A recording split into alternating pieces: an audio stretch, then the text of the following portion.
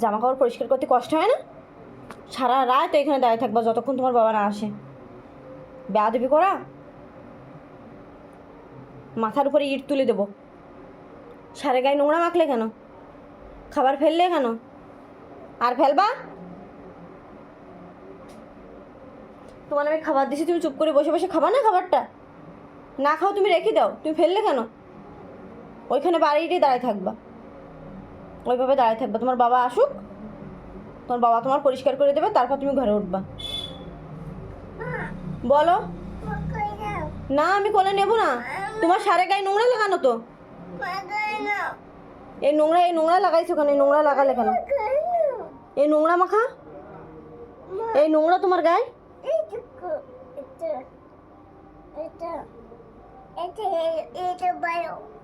ওইটা ভালো, ওইটা তো ভিতরে, বাইরেরটা তো নোংরা।